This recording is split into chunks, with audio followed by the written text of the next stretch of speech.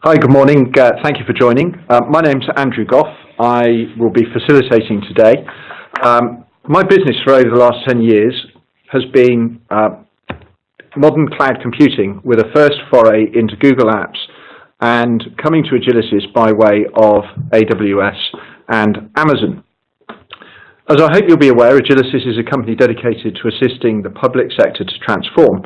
We've over 70 public sector bodies who are on that journey. I'm joined today by my former boss and my new boss. From Microsoft, we have Richard Zaltzman, an 8-year Microsoft veteran who runs the public sector business, covering small and medium customers across all government sectors. Sean is a founding member of Agilicis and today leads the infrastructure and technology business. As we go through the session, we'd be delighted to see comments and questions come through for the speakers. If there's anything that looks like it needs answering in context, I'll do my best to put Richard or Sean on the spot. Otherwise, we'll capture the questions and take them up at the end. We've an hour booked for the webinar, and we'll try and keep the content to about 30 minutes and use the balance for questions.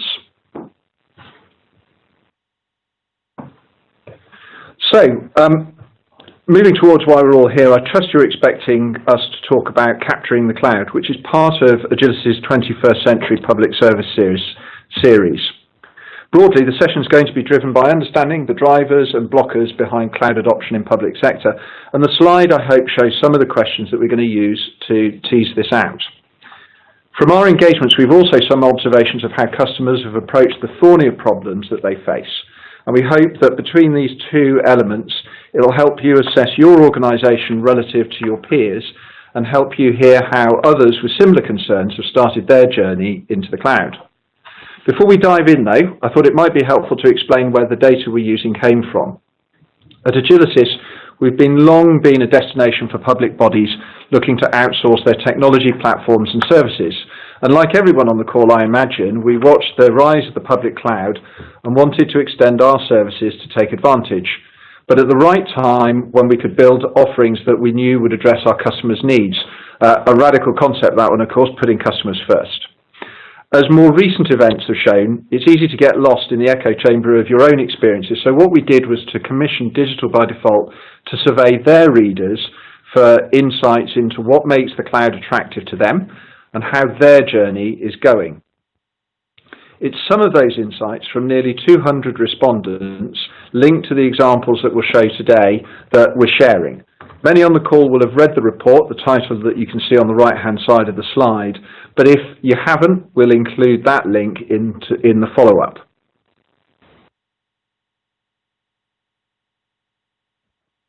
So if you look at the market or the industry as a whole at the moment and listen to the industry pundits, they'll tell you that there's a big shift going on, a seismic shift in the change in the IT delivery model. The biggest thing since .com or sliced bread. For IT departments and their service providers, McKinsey is going to tell you that the future is being consumer of services and not actually building the IT itself, which I suppose might be true, but for those who have teams who can't see how to update their skills, naturally there's going to be a level of resistance to that. I personally totally buy into Gartner's observation where they compare the idea of a no cloud policy to being as likely as saying no to the internet in an organisation.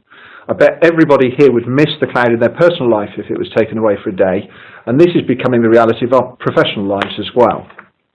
IDC itself says that the debates for people about what type of cloud is in use or what they're going to go to will finally be over, and I think that can't come too soon. I could tell you stories about the near religious wars that's caused, and of course KPMG has said that it's no longer about moving to the cloud but actually optimizing once you're there, and of course that's going to be a very important part to your ongoing business case.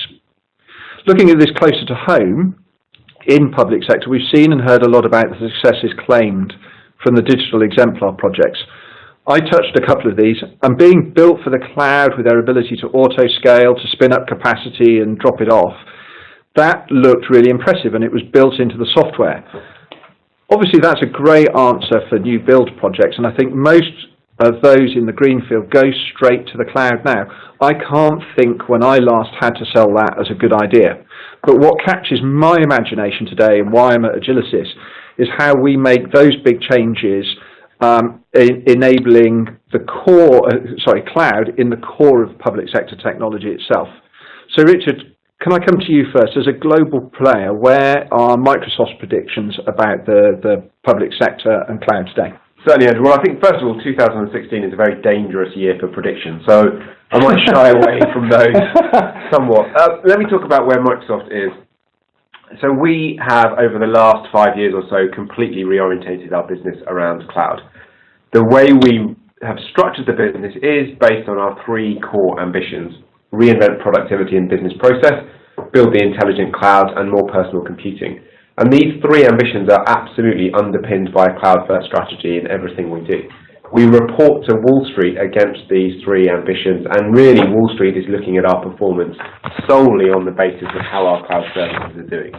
So whether or not I could predict where the market is or what services Microsoft is going to produce in the next few years, I'll probably leave that to somebody else, but what I absolutely can say is the company has aligned all of its resources behind a cloud-first strategy. And why have we done this? Well, certainly when I look at the market, it's because our customers are demanding that we do this, and that our competitors are driving a market as well along with us. If I look at the UK, around 70% of our local government customers have already committed to cloud in some way. That doesn't necessarily mean that they've gone all in on the cloud yet, but they've certainly either tried early stage workloads, they've taken discrete services and moved those to cloud, or indeed some have gone through an entire digital transformation process and are fully committed to a cloud-based IT platform for the future. So as I look forward, I would absolutely expect more public sector customers to embrace cloud more fully. I also think that what we'll see is new workloads going straight to the cloud. So workloads like digital imagery. If I look at body-worn video in police, for example, body-worn video is a relatively new technology, and instead of investing a huge amount in storage and on-premise technology, what we're seeing is technology like that going straight to a cloud-based infrastructure, both in the UK and elsewhere, actually. Similarly, in areas like healthcare, where people are transforming the way they interact with their GPs, going straight to a video-based GP consultation service, those are cloud-based services from the get-go. We see some customers doing it in full. Some of our local authorities, big local authorities, have absolutely gone, and I know working with you very closely on a couple of these customers, where authorities have said, we are going to radically transform our business. We're going to look at all of our processes, all of our system-facing services, and build a cloud platform that enables those. And I think this is where we get into digital transformation, which is something we've been using really as our mantra with our customers. Now, clearly, there's a marketing component to that, and we do get a lot of pushback about what is digital transformation. For me, it's not just about digitizing services, so taking a paper-based service and digitizing it. It's very much looking at how you deliver services in very, very different channels.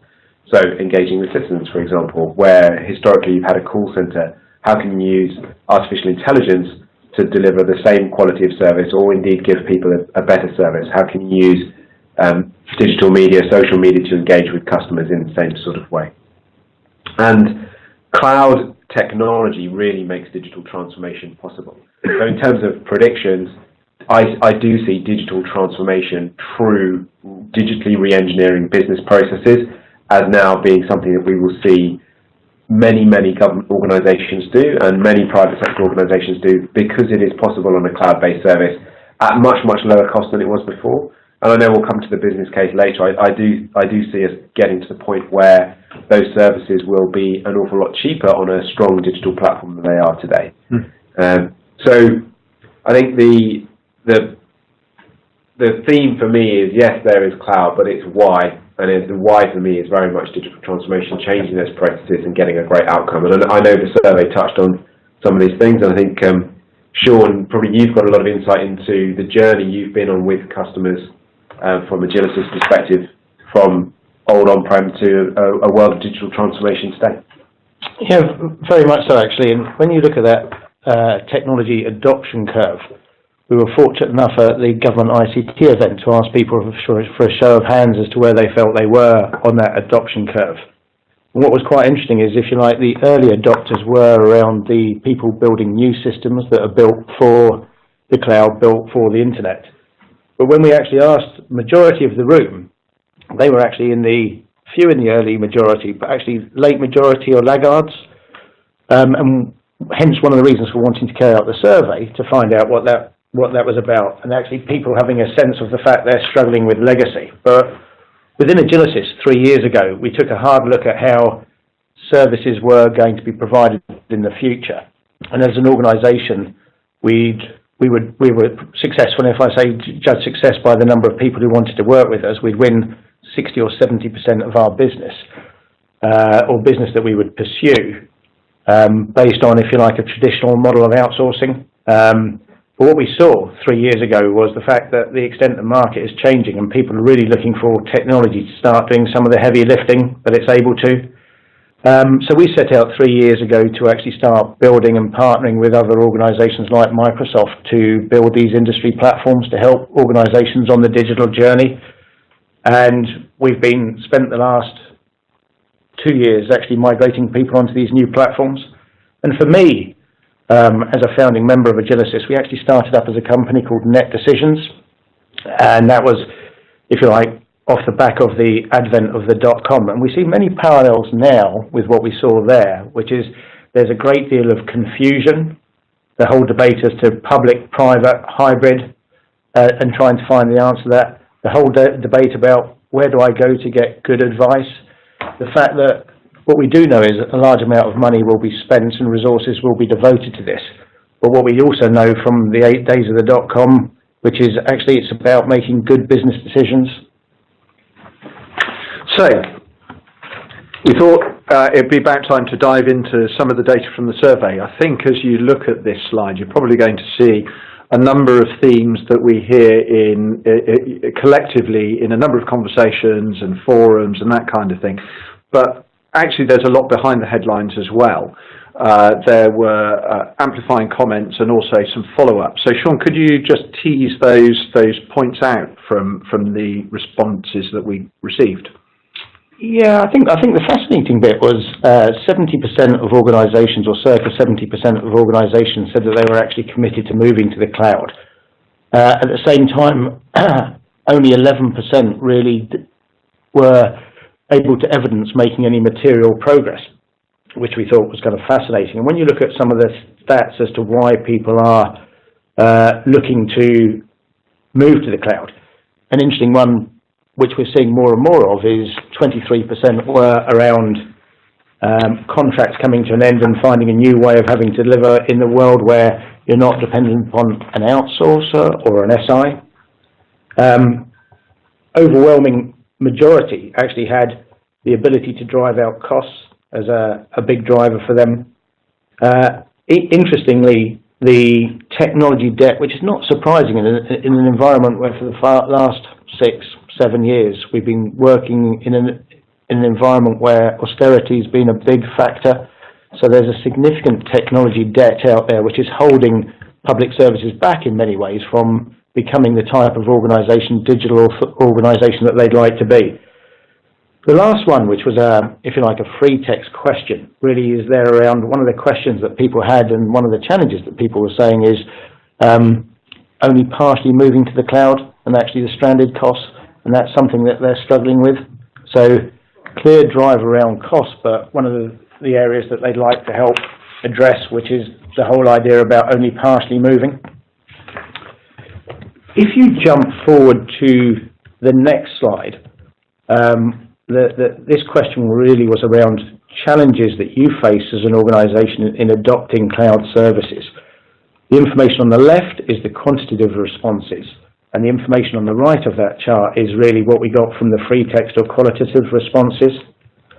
What was interesting is a quarter of respondents said the fact they were struggling to decide on what kind of partner they wanted to work with. Sorry, Sean, we're just waiting for the slide to advance. Just one moment. There we go. Click that. There we go. Hopefully the big wide world's seeing what we see. There we go. Sorry. Okay, so coming back to that point, which is the left-hand side of the chart is dealing with the challenges people had in adopting cloud services, and that was the quantitative information. On the right-hand side of it was the more qualitative assessment that people actually came up with. And within that, a quarter of people were saying they were struggling to decide what kind of partner they wanted. And if you look at the supplementary question, a third of people were saying, actually, I want to work with a hyperscale provider. And obviously within that, Microsoft is probably the most recognized within the public services world. A third actually said the fact that they wanted to work with a public sector dedicated or specialist organization. And a third were unsure. What was really fascinating, though, when you look at the other kind of questions people had, which is, how do I transform? How do I operate in this new world? And one around data compliance and security being the big barriers. But the supplementary questions were actually more telling there. It was less about it can't be done. It was much more around our own internal capabilities to operate in this new world, and a concern from the respondents about just the change that manifests in terms of organisations and partners that you need to work with. Yeah. I guess from our perspective, it's very interesting when you look at those drivers that you established in the survey. As you said, on the one hand, they're very clinical, end-of-life infrastructure, cost reductions, reduce on-site maintenance, etc. And it is hard, we recognise that, to do whole-scale migrations to cloud to realise to respond to some of those drivers. What we see is a deep need for skills, and I think we'll touch on that a bit later as well. It is really important that organisations who recognise those drivers have a very clear plan on how they're going to develop the skills to work in a cloud-enabled way in the future. And that doesn't necessarily mean technical skills. It often means a new range of skills for delivering digital processes, like analytics, for example, which becomes increasingly important. But those drivers didn't really bring out the benefits. And I think when we look at digital transformation and what's possible, a compelling event such as the end of a large outsourced contract makes sense as a really strong point in time to start the move. But where we're seeing customers get the business buy-in behind what can be seen as an IT decision, they're also really focused on strong outcomes and working with an industry partner who can support them to deliver those business outcomes as well. And whether that is creating momentum in things like collaboration across the enterprise, putting in new capabilities like mobility, creating a mobile field workforce, digital imaging that I mentioned before, really deep analytics, or indeed even storage and improved levels of compliance. What we recognise is we've got to focus on the outcomes, and that's where I believe our partnership with Agilysys comes into the fore. It brings that industry expertise alongside the capabilities of a hyperscale cloud provider. And hyperscale cloud providers are a key part of the picture. Us, Amazon, Google, probably the three most people would consider hyperscale outside of China. And a multi-cloud provider strategy is important. We are never going to provide custom SLAs. We're not going to provide a level of service which means you've got somebody on the phone who absolutely understands not just the cloud platform but your business model too. So it was interesting that it was an either-or question that really brought back an answer that portrays we need a mix of cloud providers for our businesses to be successful, and I wholeheartedly agree with that. And what does success mean? I guess, Sean, this is where we get into the discussion on what are we actually trying to achieve here. We're not here to get tin out and cloud in. We're here to deliver a strong business case and make sure that our customers, predominantly in public sector, get the cost savings they require, the new services up and running they require, the levels of compliance they require. And I think we've got some interesting thoughts on the business case coming back from the survey as well for cloud. Yeah, so if we just touch on that, I think one of the big questions for people was about how do I make the business case stack up. But I equally think when you speak to public services, just by nature of the technology debt that's existed, many of the departments actually talk about the hold-up that they have, or the constraint that technology has been in terms of delivering the level of change that they would like to see. But I think there's a few, if you like, competing dynamics that we need to be aware of, really around commercial optics, the debate as to whether or not it's cheaper, it's better, the pace of change, and then whether or not we migrate or transform. And just to drill down on some of those for a little bit, because actually it's a subject that we get involved in frequently with customers, really just around public sector organisations particularly are more worried about revenue cost than capital cost, and cloud is typically delivered as a revenue item as opposed to capital item. So how can you actually address concerns there? On the cheaper versus better, everyone would agree the fact there's no way that they could afford to build the quality of services with the level of automation that they would like to see or that is now available. But so many of the costs of running IT within many public services organisations are hidden because they don't see it. Either that budget is lost in the facilities cost or elsewhere within the organisation. Maintaining the pace of change, the world that we live in here around kind of cloud consumption, how people are using technology to drive transformation, is moving and evolving very, very quickly. And traditional public sector procurements actually take, if it's 6 months or a year, the world will have moved on. So the extent by the time you actually have a new provider on board, it may be out that what you actually, either your requirements or the supply chain will have moved on to the extent by the time you actually have onboarded this service.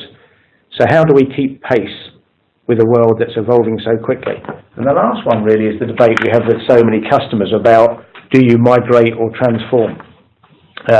There was a recent article published by someone called Nirvana who said it's the cost of the transformation that's putting people off moving to the cloud. I suppose the counter argument for me is the comment from Jack Welch, who said, why is it I spend 60% of my IT budget supporting a legacy, which I no longer want to support? From our perspective, the cost of transformation is outweighed by the benefit of actually moving people forward in a material way and the kind of quality of outcomes that will provide for customers. And yeah, we absolutely see that with the customers who do that, whether that's a whole scale transition or not. So one of the things that we saw as the big items there was the sort of the lag or the drag that comes on the migrations off the back of security and compliance. Obviously, this is an area that lots of vendors are, including us, are investing in. But Richard, I wondered if you could just explain a little bit more about that from the perspective of Microsoft. Absolutely. Now, security came out very, very strongly in the survey as a key barrier to move to cloud. And it's interesting the journey that the government's been on overall. And I think it's important to recognise that outside of all of the vendors, the government's taken this issue really seriously. They've put strong cloud principles in place, the 14 CESG cloud security principles. And as a vendor, we adhere to those principles, and we actually worked very closely with CESG to put them in place.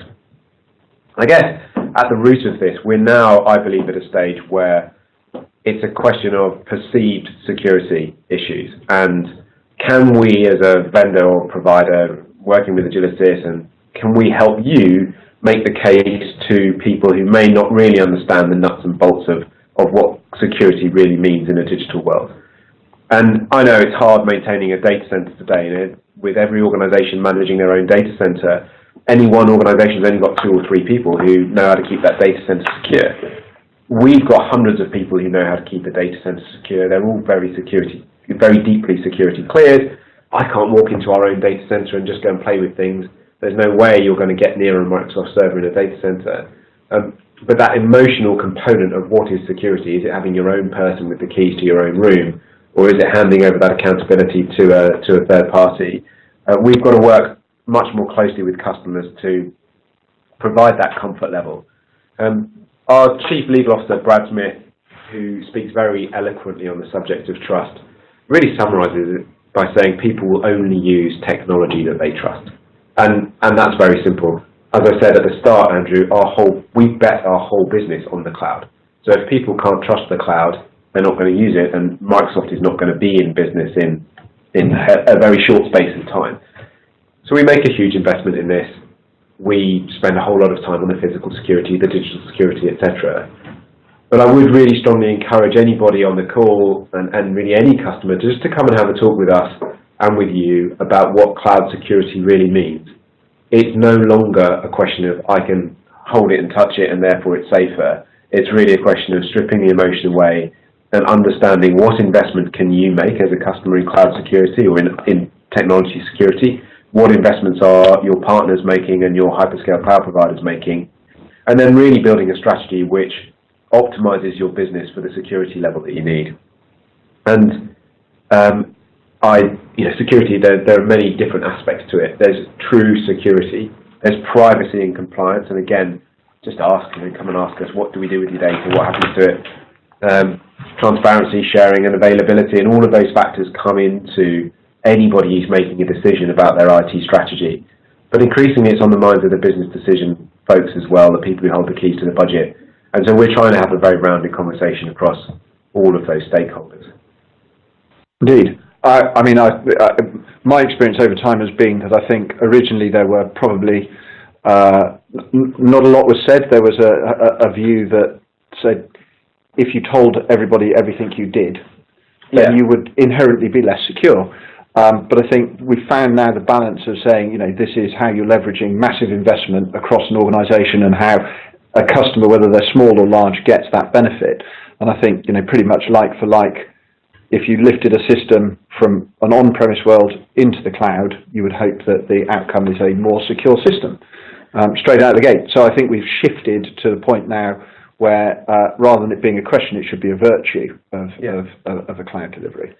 And I'd summarise simply by saying if we can help customers understand the real issues, we'll all be much better off. If I take something really emotive like customer data, citizen data, patient data, what was really at the heart of that is people worried about third parties getting hold of that data, legally or illegally. Now, I truly believe that illegal access to data, you're much, much better off in a cloud provider's service simply because of the level of digital security that they provide.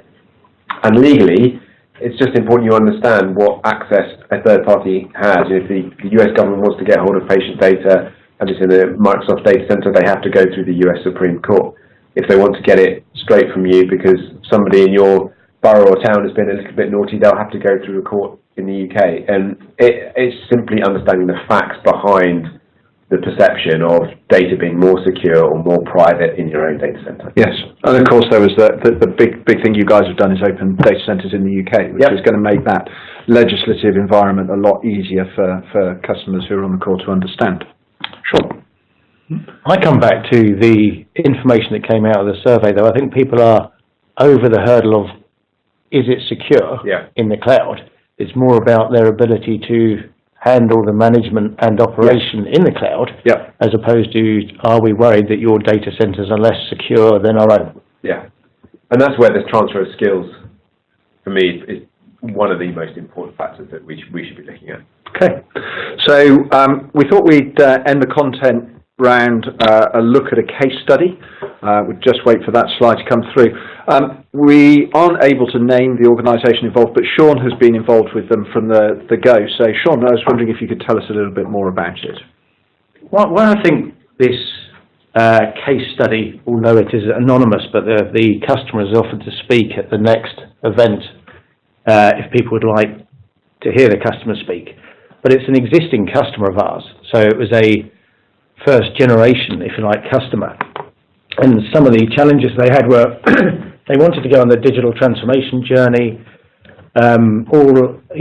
Key for them is that about kind of flexible and mobile working, transforming how their own internal departments actually operate. And one of the other key elements for them was around getting out of their existing accommodation because they've taken the opportunity to consolidate and rationalise premises. So it had many of the hallmarks in there. And what you'll see up there is actually what we did with the customer, which is actually transform their services and actually used a combination of the community cloud with some implementation partners and Office 365 to deliver a fundamentally different experience. Cost obviously is a big issue behind this. And if I tell you what that meant from the first generation of when we took services over, cost came down by an excess of 20% and went up a large amount. This has actually enabled a further cost reduction of a further 20% on top of what we originally achieved. but it's fundamentally different and fundamentally better than what they actually had before. And if you look at, we speak about the level of transformation and why we think it's so important. What this enabled us to do is take over and transform and actually have less than 50% of what would have happened had we just taken a traditional model of migrating. And if you take into account the business case and how much that improves the business case, just moving to the cloud, it is significant. Great, thank you. So that's bringing us really to the end of the content that we wanted to talk about. What I thought would be worthwhile, though, is just coming back to sort of 6 of the things that really got touched on as we worked our way through. And I'm just waiting for the lag to bring the slide up. Here we go. So I think, broadly, as we said, industry pundits, general feeling seems to be that the cloud is probably more of a question of when, not if. And I think, the question out of that is really how we help customers plan for what they want and to take advantage of it as quickly as can, rather than having it imposed on them at a later date. And nobody likes change being imposed on them. So it's taking control of your future, I suppose. The second one was really this idea of being transformational, challenging what normal looks like, particularly in relation to building the business case. I've long talked about the idea that moving to the cloud is not an apples for apples thing, it's an apples for oranges. We build our capacity, our solutions, our services today with, a 3 to 5 year life. We have to get the crystal ball out and work out what we think the growth in a service looks like, how big the scaling issues are. That means there's a lot of unused capacity in there. So when you move into the cloud, you should be buying an awful lot less than you necessarily bought when you were on premise. So you have to look at it through a different lens. Third one was about really evolving your capabilities. We can't go and lose a large amount of organizational knowledge by making people who, say, specialized in server management redundant. We've got to look at evolving capabilities so that we can maximize the benefits of their knowledge as we go through. Security and compliance was clearly a consideration, but I hope we've landed the idea that really it should be a facilitator to better services or more secure services now, and certainly not a showstopper. Clearly, flexibility is going to be important. The market is evolving rapidly. More and more services are being delivered under a sort of a digital banner of some kind of software as a service. There are niche providers who are emerging with particular capabilities that are relevant to the market. So looking at what you do from a services basis rather than a systems basis is probably going to be a good thing. And then finally, this idea of leaving nothing behind. People don't want stranded costs inside their business, so what will they do next? So those were the summaries. I'm just now looking across at the questions that we've had come through. We've got Juliet on Twitter, who's asked a question: how do we make sure the cloud is accessible to all? So just to say, I'm reading that as making sure that we make the services that are being delivered available to all citizens. So I take this as a citizen-centric question. Sean, do you want to take that one first? Because I think there's a... oh, no. Yeah. Sorry, I shouldn't have sat in the middle. I'm going to go to Richard on that one. So I absolutely would interpret this as making the outcomes of cloud accessible to all. Not the cloud itself is simply a platform, right? What I'm assuming Juliet is really asking is how can we make sure that the positive outcomes from delivering digital services are available to everybody, whether or not they're technology savvy, whether or not they're mobile, etc. And it's hard when you've got some issues in the way, like local broadband capability, etc. We are seeing some really strong hotspots of work in this. I love what Barclays did, for example, in terms of creating digital skills. We're seeing some social care providers working with elderly patients and patients with accessibility issues, putting in place very, very simple services that allow them to communicate, services like Skype, but there are plenty of others that allow those people to engage when they want from their own home rather than having to get out and about in the community. And these services, as I said earlier, that transformation of a service is underpinned by a business case which is only enabled by cloud. So accessible for all is a very, very big, big scope really, but we are seeing cloud creating opportunities to take services into communities that previously really struggled to get access to this because the cost was just too high. Sean? Just really to support you there, Richard, I think the original thought was the fact that the cloud, the internet, those types of services are all geared at, if you like, the youth. And now the most positive advances you actually see are within how cloud is being used in social care and actually helping people who need help, but actually probably need help close to home. And I think that's kind of quite exciting. We're seeing real advances being made in terms of how people are using cloud-based technologies to support those that need help. And I think a lot of consumers of the newer cloud-based services aren't really aware they're consuming a cloud-based service. If I look what is being enabled through the Internet of Things, for example, and assisted living, there's some incredibly innovative stuff happening in the assisted living space. In Australia, there is a pilot where if someone's kettle in an in a sheltered housing complex, if they don't put the kettle on in the morning, they'll send a health visitor around to go and check on that person because they know that... What a simple answer. Yeah. Elegant, simple answer. Absolutely. So a simple solution, a little sensor in a kettle, a couple of dollars in the US, a cloud-based service behind that. And obviously there are 100 ways you could scale that out. Do they turn the lights on? Do they have a shower? Triggers an interaction that is creating a real feeling of, right, my service is actually looking after me. They're not just turning up every morning at 10 o'clock to help me out of bed, or they're not just turning up once a week to clean the house. They come when there is something wrong. And those sorts of services, again, are cloud-based services. They really are transforming people's lives. Can you explain your reference to dollars? I don't quite understand that. Aussie dollars. Aussie service. The thing that I hear when just relating to that, and we'll go on to another question that's got some relation to this in a moment, is actually as well the idea that there isn't going to be a broad answer to that question. You're going to look at the service itself and work out the outcomes that you're looking for and tailor what you do to those people. Yeah. And certainly our experience has been of people who've built a digital service where the target audience is very well known and therefore they're able to address the accessibility issues of those people specifically. Yeah. We've also, he's moved, Vivian asked a question. Where's Vivian gone? There's Vivian. About the cultural transformation in relation to this.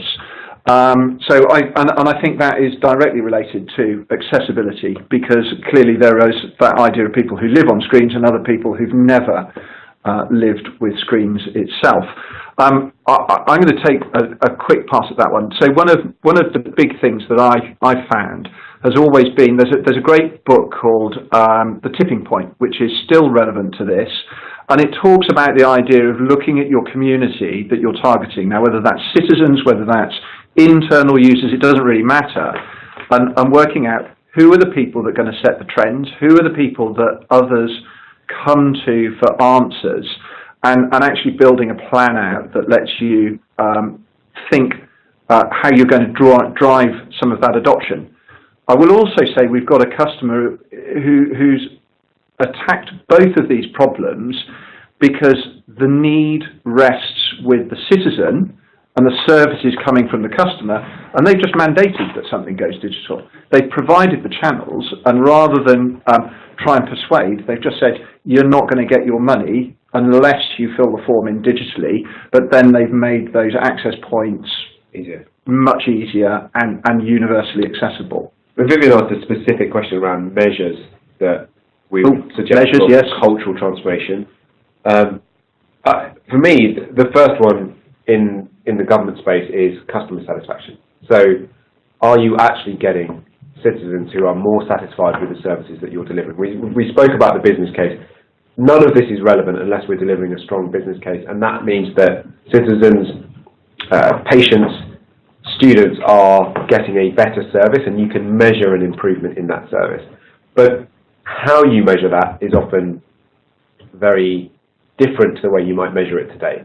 So again, it's important you understand that what service people want. There was a very interesting example recently where a county in the US decided to stop providing tax advice. and everyone thought they were completely nuts. They said, no, we're going to use social to do this. So again, another technology-enabled change.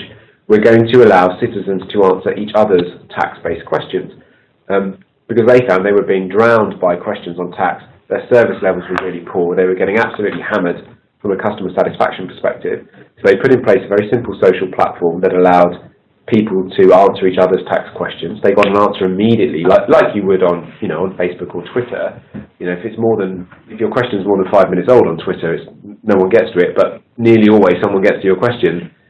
And their customer satisfaction went through the roof in terms of the tax department in that county because they transformed that service. So my primary measure on all of these things is, are you satisfying what your customer wants? Our customers collectively are the citizens, the patients, the students, etc., who consume these services. One of the other measures that people are using, though, these days is about digital engagement with their customers. And that can be from the amount of registration, from the amount of transactions, information flows. There's various other ways that you can actually measure how well you're engaging with your citizens. And it's less about customer satisfaction, but I think that's responding to the question you've got about how do you know that you're moving in the right direction. People want to consume information over the internet. It's anonymous. They find it an easy way overall of having a dialogue with someone and actually put in place some measures that understand your level of digital engagement with people. Great. So we're going to move on now. We've got Kaylee Mitchum has got a question. Any ideas how we can persuade buy-in at the top when focus is solely on figures and costs for the immediate future? Any volunteers? I'm happy to take that one, if you like. I think, sadly, people don't know what they don't know. And if you are able to explain to people the extent to which the world is changing and within how they operate, and the extent of service transformation, which is what so many people are worried about, that inevitably leads to kind of cost savings. And it's not just the unit costs of my virtual machine or my storage, it's actually the cost of operations, because actually the cost, 90% of an organisation's costs are in the people and processes that it operates. It's not about the technology.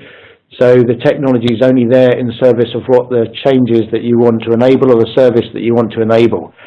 And explaining to people the successes that others are having out there, I think, is key to getting people to focus away from purely on costs. I couldn't emphasise the success point enough, actually. And if you're struggling with getting buy-in at the top, look, being really blunt, what we see works very well is a little bit of friendly competition. There are some chief executive councils who really want to champion this, and where we find exemplars of great practice or real innovation, those people are getting put on a pedestal. They're getting a lot of social media attention. They're being put in the spotlight, and so a lot of people don't want to be left behind. If I look at the social housing sector, I had a fascinating talk at Richmond Housing the other day, who've won the most innovative housing association, I think, for the second or third time, and they have a huge culture of innovation, absolutely embodied by their chief executive, who's determined that even as their rents come down, even as the pressure on buy-to-let ownership goes up, they are going to continually innovate and continually invest in the business. Now, I recognise investment is hard when you don't have any free cash to do so. The other angle is when are you investing for? And if I look at the challenges an average local authority faces, let's just take social care. If you can find a way to provide a level of care digitally or engagement digitally that cuts down your field-based costs, there is a very, very clear business case for that, and the people at the top will buy into that business case. So pick some of the really pressing issues. The business case leaps off the page when you do it well. Again, we spoke about having partners who understand the sector. That's why we're here today. And an organisation like Agilitas, who's got the experience of over 70 customers who are doing this, building that business case is a fundamental part of it. We always work with our customers to build out a strong business case. And I truly haven't met many chief executives, FDs, MDs who, when presented with a good business case, won't even enter into the discussion. I'm not saying we win every fight, but we absolutely get their engagement when the business case is there. Yeah. Okay. Robert Grant asks, what plans are in place to ensure young people, adults, are equipped with the necessary skills through further education, apprenticeships, higher education? And also, what role will the National Digital College play in developing cloud services and capability? Brilliant. Great question, right on the money. And I've learned about a new thing that we do, the National Digital College, which I hadn't heard about. So it's recently opened actually in Tottenham, very, very close to another further education college. And we're doing a lot of work with further education colleges. We've got an apprenticeship scheme that works with one of our partners, or a number of our partners actually. So I think it's very, very key. As I go and speak to FE colleges in particular, they recognise that digital literacy is an absolutely critical component of employability.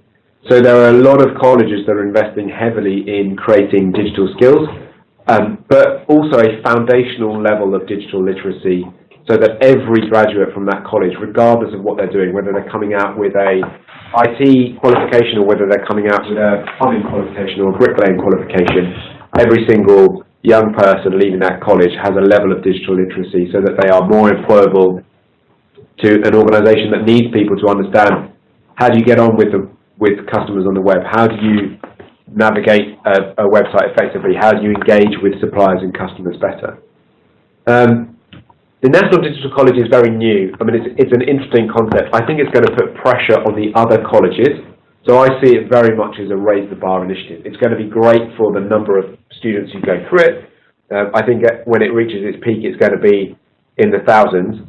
But it will also raise the bar, and it's sharing skills. Already it's working with the FE colleges around it to raise the bar of technology literacy in those other colleges. So it's a real catalyst, I think, for creating a strong level of digital literacy and digital skills in kids coming out of college. Well, funnily enough, I know that a serial entrepreneur in our space is actually establishing a digital college down in the great metropolis of Corsham.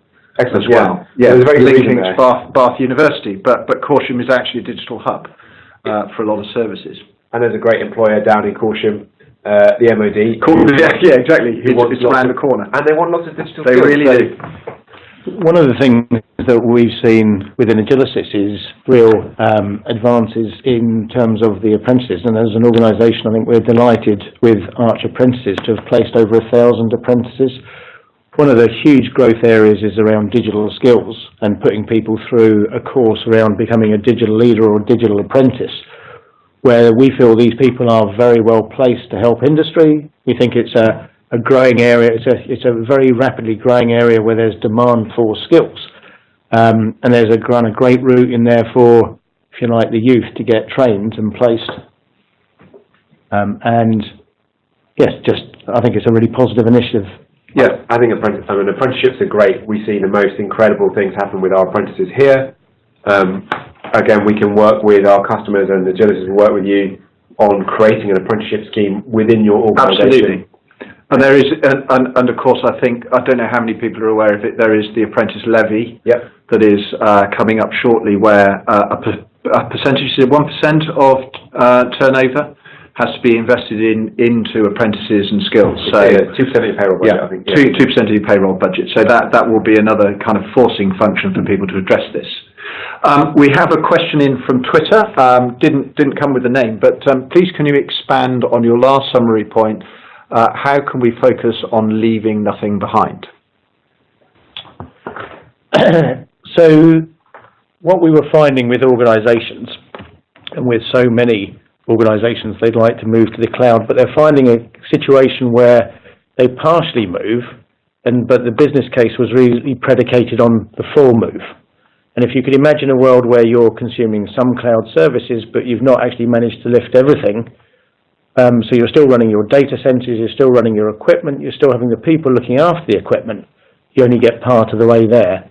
And our emphasis as an organisation in working with the likes of Microsoft is how do you move everything to the cloud so you really, really release the benefits that you want available to the organisation.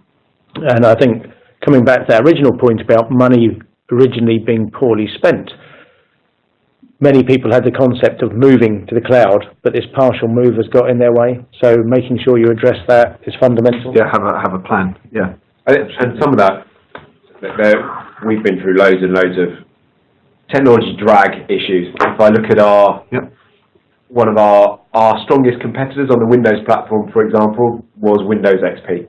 Our own Windows XP was basically dragging our ability back to move onto a modern, more secure Windows platform. I do see that, if you look at this, is a really valuable lesson.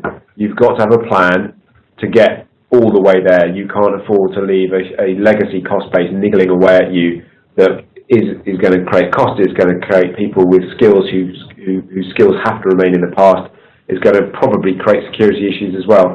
So I mean, there's no magic bullet for this. There's loads of clever technology that helps you move apps. There's loads of clever people that will get your platform moved over.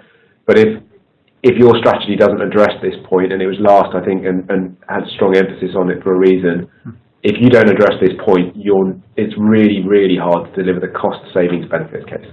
Indeed. So we'll do one more question and then hopefully give you a few minutes back before the top of the hour. We had another question that was the jump from an outsourced contract into the cloud is a big one. Has anyone else done this? Yes, plenty of people have done this, and lots in public sector. But I think I think it was interesting that of course it was interesting because we put it in there. But the technology adoption curve, I think there's a lot of public sector LRG bodies who have started the journey. I think what was very encouraging to me, having spent quite a lot of time around the different vendors and in modern cloud, the thing for me, you always knew something had landed when you started people going all in, when you felt like you crossed the chasm and you got those people who were part of the early majority just going all in. I don't know whether we're allowed to use the name, so I won't. But I'm pretty sure that you've got a couple of county councils, a big unitary authority, big university that's gone. And really, they took that moment in time of the exploration of a big outsourced contract. Again, I'm not going to name and shame outsourcers, but a lot of the big global SIs just simply didn't make enough effort to look ahead at the business model in the way that smaller people with a real focus on the vertical have done. And so these customers said, no, we're simply not going to re-sign for this. What's the alternative? And a good plan in place, a good process, a good partner, and they've made a whole-scale move off an on-premise environment into the cloud. Sean, I don't know if you wanted to add kind of your perspective from Agilysys, where you've actually done that move. We simply provide the platform, but you've helped customers through that journey. Totally. I think that if you are an outsourcer or an SI and you're not taking people to the cloud, you will struggle to operate in the new world. And I think that's a decision that we made 3 years ago, which is how do you assemble the right components. The whole idea about the community cloud is it's focused on the public sector with an ecosystem of suppliers that will make a difference, deliver better outcomes. So as people move to the cloud, that moves with you and evolves over the course of time. So no, I think outsourcing has become cloud provision and assembling the right pieces that deliver the outcomes for a customer. Yeah. Okay. Great. Well, we've got. Well, actually, everybody's going. No, squeeze one more. We've got an interesting one. Ian Wilcox has asked: is cloud the genuine nirvana and panacea to all of public sector transformational challenges? Hell yes. No, we'll give you a sensible answer in a moment. What key lessons have been learnt to date from early adopters at an enterprise level? It absolutely isn't a panacea, no. And it's not the answer to all of public sector transformational challenges. It provides a platform to address some of the challenges that were unaddressable before the high-scale, low-cost computing capability was coming through cloud. So if I look at something like providing digital healthcare, as in virtual healthcare, GPs available to engage with people with high-resolution video, have a rich engagement, have people manage some of their own health issues, wear monitors that will feed back vital signs, etc. Being able to provide a health service like that simply was not possible before the compute was available at scale without a massive investment in infrastructure. It is now, so that transformation is possible. It doesn't happen just because of the technology. The technology is a component of it. And lessons learned from the early adopters, for me, the biggest one is skills. You've got to invest in skills alongside this and get people who understand how to deliver processes in a different way, who are on the journey with you as well, and see that as part of the parcel. You need a strong environment of organisations around you, suppliers, vendors, employees who really get it, get what you're trying to do. Some of those are technical skills, but the vast majority of those are also working in the new digital way. From my perspective, I think the level of change that you'd like to go through in public services is very difficult. Yeah. It's very difficult. I think it's difficult because of the political environment. I think it's difficult because of the procurement environment or the governance that you need to work through. I think it's one of the building blocks, but I think public services is a complicated world because it's trying to provide such a broad cross-section of services to such a broad cross-section of society, and working in a world where you're trying to do the right thing by everyone. Yeah. I think that's difficult, and I wouldn't say there is a panacea. I think this can help. Yeah, very definitely. Great. Well, thank you very much, everybody who's taken the time to attend. We will follow up, as I said. We'll provide you the links to the report. We'll also make a higher resolution version of the slides available. And thank you for your time. We look forward to following up and speaking with you in the future.